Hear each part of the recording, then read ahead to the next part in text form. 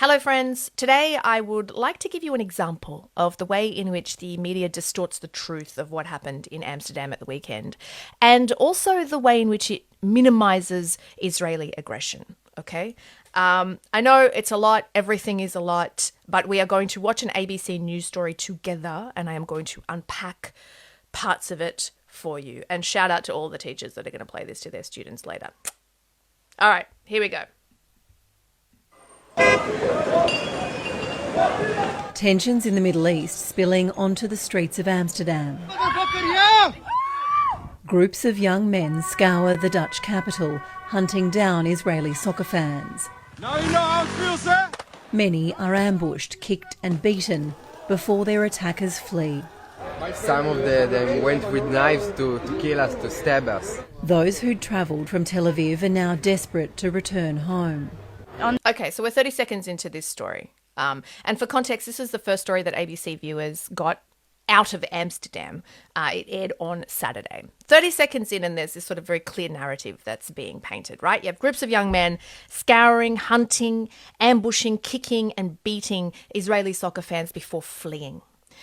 You also have someone who says they went with knives to kill us, and then you have Israeli soccer fans desperate to return home.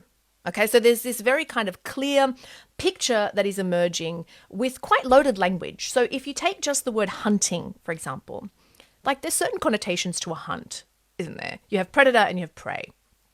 And it's very, very clear here who the predators are and who the prey is. The predators are the groups of young men. The prey are the Israeli soccer fans.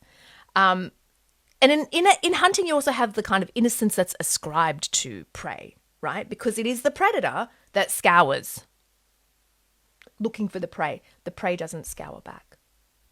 The other thing to note about the first 30 seconds is that it's presented as fact. Okay, there's no allegedly, there's no reportedly, there's no sources say, there's no according to, etc., etc. It's just presented as a thing that happened. Yeah? Okay. Let's take a look now at the way in which Israeli violence is represented in the same piece, and this comes about a third of the way through. Here we go.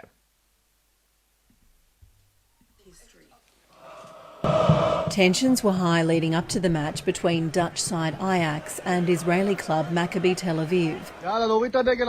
This video emerged on social media one day earlier, and police say the Israeli football fans set fire to a Palestinian flag and attacked a taxi. Okay, so already you have Israeli violence presented as an allegation, okay? And we can see that with use of language such as video emerged, police say. So there are questions as to the veracity of what we're seeing that were not applied at the top of the story, for example. So the difference is one is presented as an allegation, the other is presented as fact. On their way to the game, they massed on the streets, setting off flares, chanting, "Let the IDF win," and directing swear words at Arabs. Okay, this is no. This is a no from me. They weren't chanting, "Let the IDF win." The full chant was, "Let the IDF win, we will fuck the Arabs." Here it is.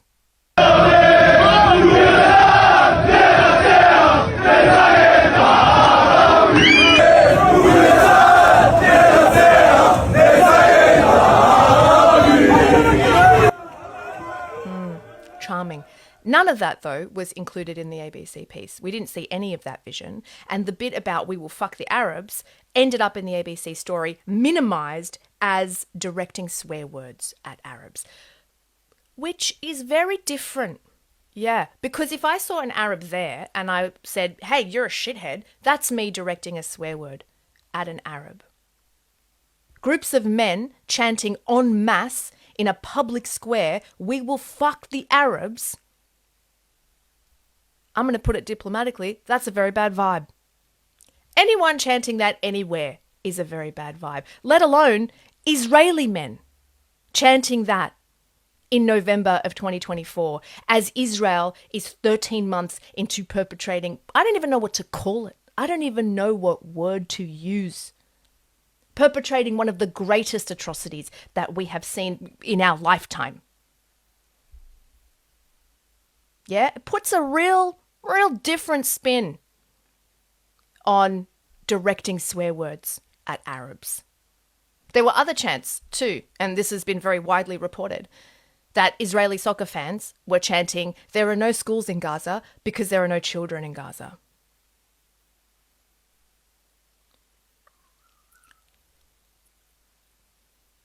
What do you even say to that? What do you even say to that? That also wasn't included in the piece.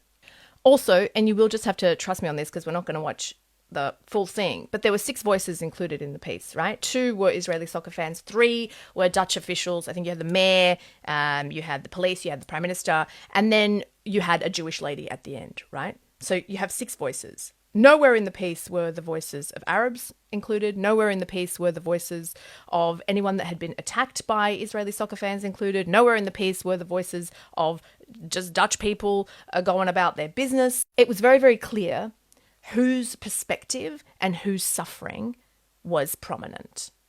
If we go back to the first shot, let's do that. Here's the opening shot of the story.